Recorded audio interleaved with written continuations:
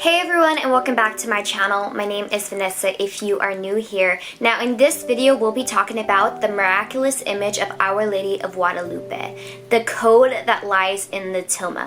Now in my previous video I talked about the history of the apparition of Our Lady of Guadalupe, so if you'd like to learn a little bit more about the context or where the apparition or the tilma came from, then I suggest clicking on that video. But this video specifically will be focusing on the code that lies within the tilma. So if you guys want to learn a little bit about the secrets of the tilma, then just keep on watching. So before I begin, I want to give you a little brief background about the tilma of Our Lady of Guadalupe. Well, there was this man named Juan Diego, and an apparition of Mary appeared to him.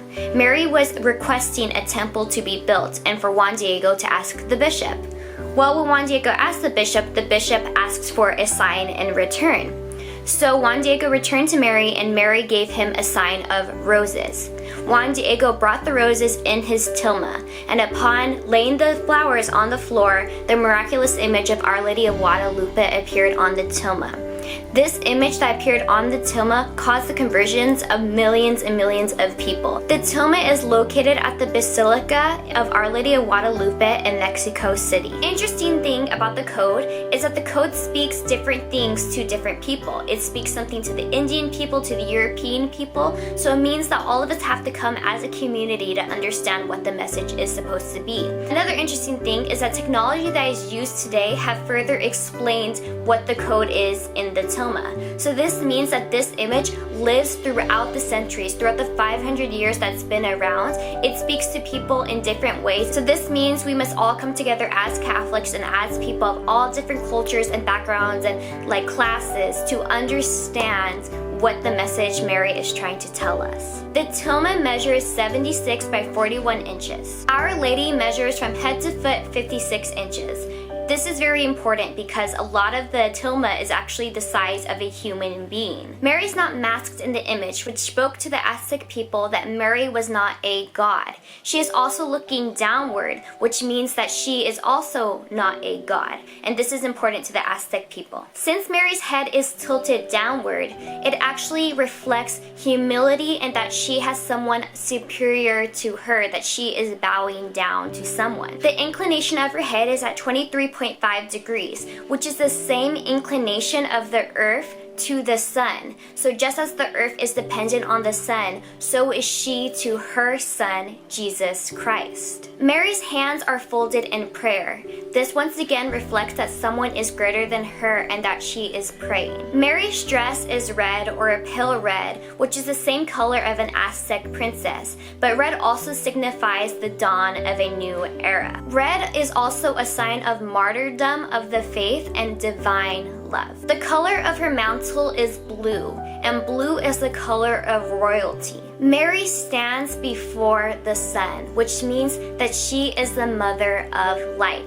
This is also significant to the Aztec people because it means that she is superior than their sun god. Mary stands on the moon, and this is significant to the Aztec people because this means that she is superior to their moon god. The crescent moon is also significant to the Christian people because it reflects her perpetual virginity, her immaculate conception, and her assumption into heaven.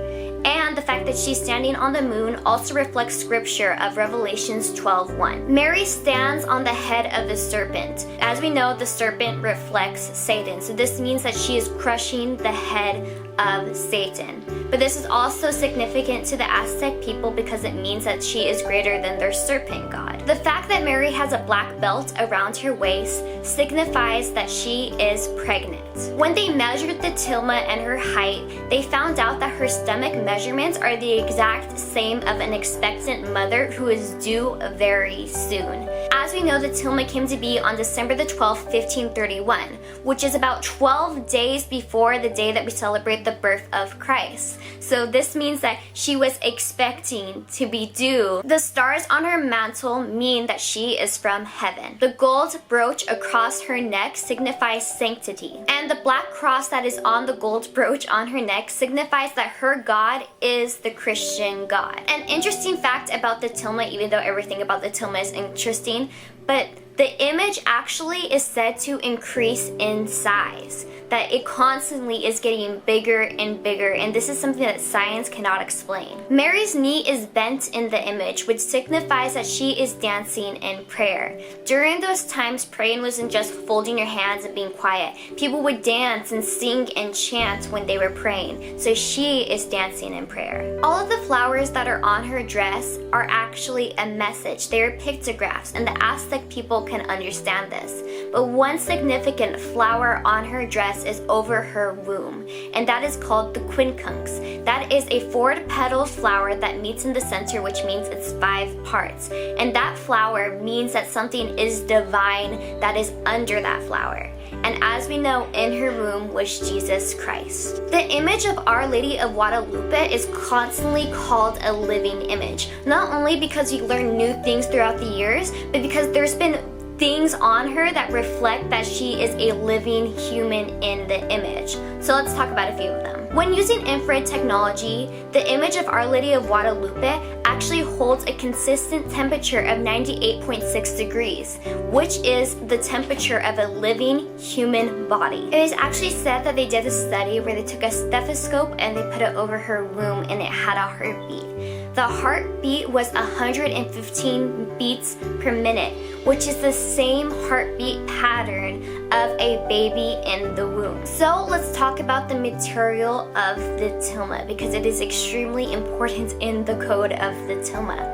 The material is extremely durable. It is so durable that it's lasted almost 500 years, and no science can explain why this has occurred. The colors on the tilma remain just as vibrant as they were in 1531, and we can know this by reading historical documents and also referring back to the Nincan Mafua, which was the first account of the story of Juan Diego and Our Lady of Guadalupe. I've talked about it in my previous video. The tilma is made out of agave thread, and this agave thread is actually woven super loosely together. These type of tilmas would be used as blankets, as bags, as coats. They had a lot of uses, and therefore these tilmas would not last a while because they would be pulled and tugged and used in many different ways. The agave thread was some of the poorest material, and it was said to only last 20 years. The oldest material that lasted of agave thread was 40 years old. There is no material made of agave thread that still lasts from the 16th century except for the tilma. According to artists who studied this tilma, there is no defects on the tilma, there's no aging on the tilma. It looks exactly like it would have been if it was from today. Now we must take note, and you'll hear a little bit more about this in my previous video, but the tilma was not being protected for the first 100 years. It was actually on display in a chapel with no protected glass. People were allowed to touch it. People were kissing it, hugging it, rubbing things on it because they believed it was a miraculous image. And in churches and in chapels, they were burning candles and burning incense. So for the first 100 years that the tilma was around, it was not protected at all. And judging from the fact that no tilma lasts more than 40 years, it would be believed that this tilma would have fallen apart under those conditions. However, it's still around today. Because people want to explain their miraculous image, they set out and they got 8 artists to replicate the image themselves. They made it on the same material, they tried making it with the same paints, which we'll get into later. They tried making it exactly the same way, yet no artist could replicate it perfectly. And of all the material and all the tilmas that these artists made to replicate the one Our Lady of Guadalupe tilma, none of them lasted for more than a few years. The oldest one lasted for less than 8 years. Unlike other materials and other tilmas, there was actually no dust that could adhere to the tilma, nor were there any damage to the tilma from insects. The material that the tilma is made out of is actually very, very coarse. It is rough. It's some of the porous materials. However, only the back side of the tilma remains coarse. The front side with the image is actually so soft. It is like pure silk, even though it's made out of the same material as the back. So the tilma has a seam down the middle, and this is because during this time the looms that tilmas would be made out of weren't big enough to make a tilma of that size. So they would take two tilmas and sew them together. Well, this tilma is actually sewn so loosely together that you can see through the seam.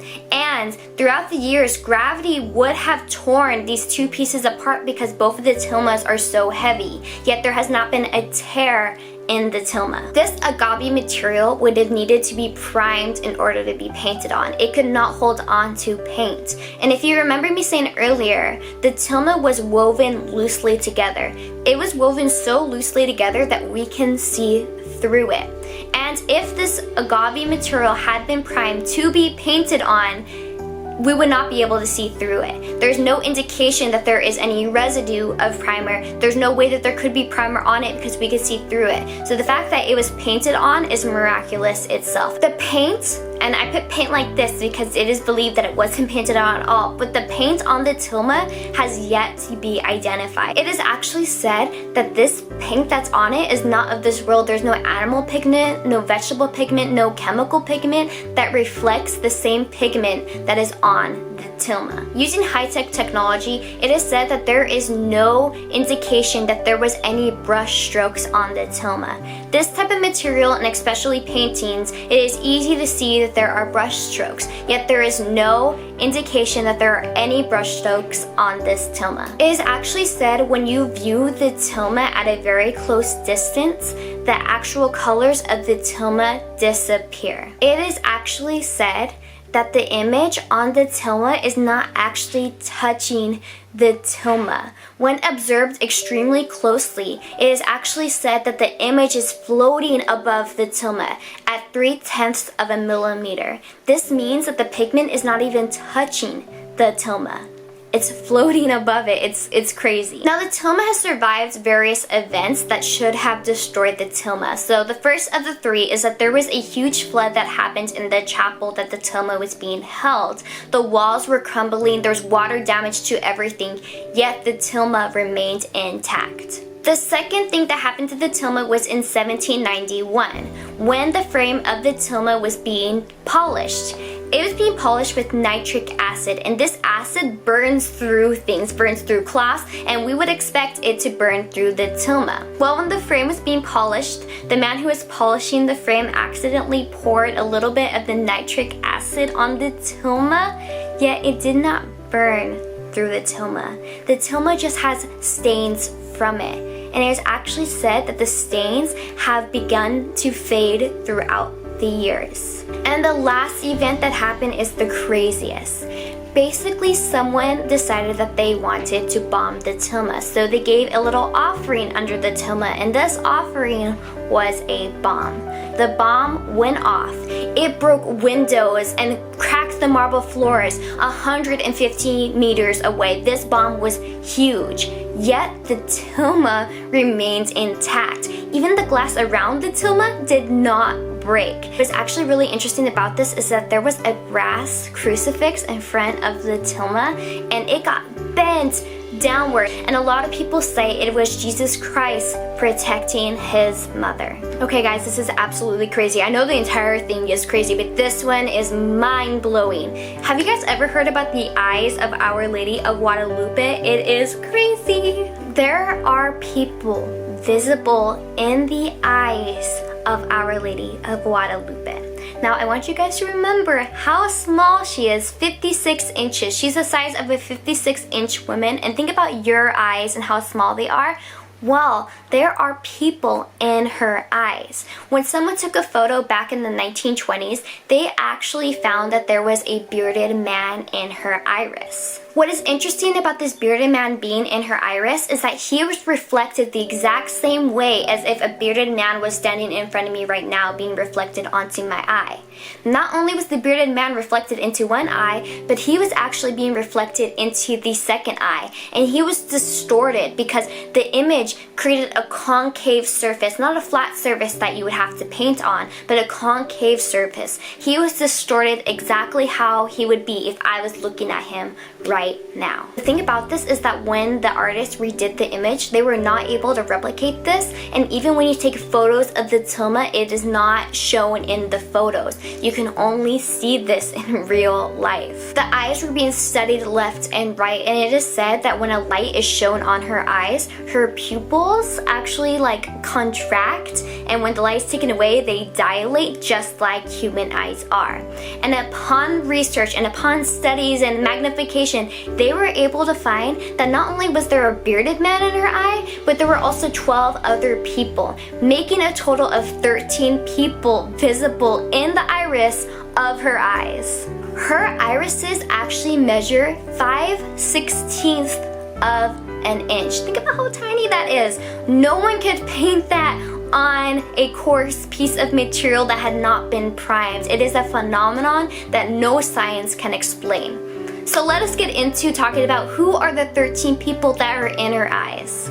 So scientists and historians and researchers were able to use historical documents and the Ninka Mafua, which I talked about earlier, to identify who the 13 people were in her eyes. The first person is a kneeling Indian. He has his hair tied back and he has an earring in his ear, which is the custom of the people during that time. The second man in the image is the bearded man, and we are to believe that that was the bishop that Juan Diego went to, Bishop Zumárraga, who was the first bishop of Mexico. The third person is a man behind the bishop, and we are to believe that this is the bishop's assistant, and the bishop actually had a translator who went by the name of Juan Gonzalez, so the third person is Juan Gonzalez. The fourth person is seen to be Juan Diego because he is wearing a hat as of the 16th century, and he's the other Indian man in the image. The fifth person is actually a black woman. Number 6 is a newly appointed administrator of Mexico. He is another bearded man in the image.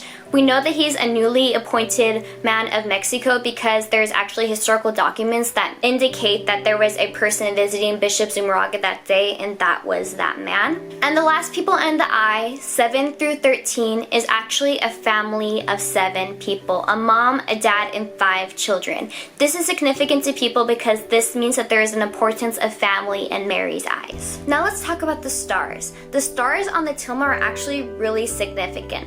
There are stars all over the Tilma, and through science and through study, someone decided that maybe they should try to connect the stars of December the 12th, 1531 at 6:45 a.m., which was the time that we expect Juan Diego to have met with the bishop and the apparition appeared on the Tilma. Well, when they connected those stars to the Tilma, they actually found that there was a 99% correspondence with the constellations on the Tilma. But really interesting about, not only do the constellations match up perfectly with the Tilma during the 6:45 on December the 12th, 1531, but also the stars that they're patterned on the Tilma are actually being shown from heaven, or as though they're looking down from the sun onto the earth, looking down through the stars. Not as though we're humans looking up at the stars, but though someone is looking down through the stars. So this is absolutely crazy, phenomenal, that someone would have been able to copy the sky at 6:45 a.m.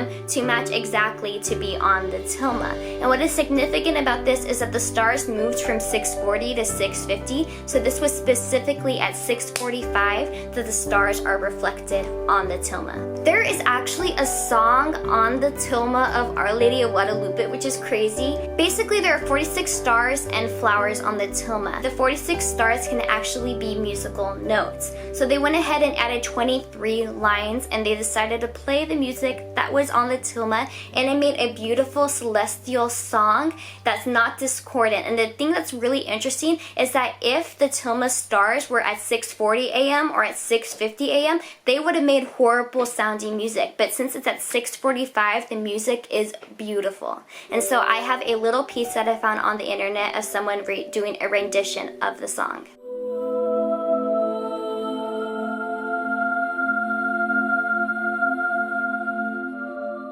And the last crazy thing that I'll mention about the tilma is it's actually a map. Basically, someone was looking at the flowers on the tilma and realized that they kind of reflected the mountains and the summits and the volcanoes of Mexico.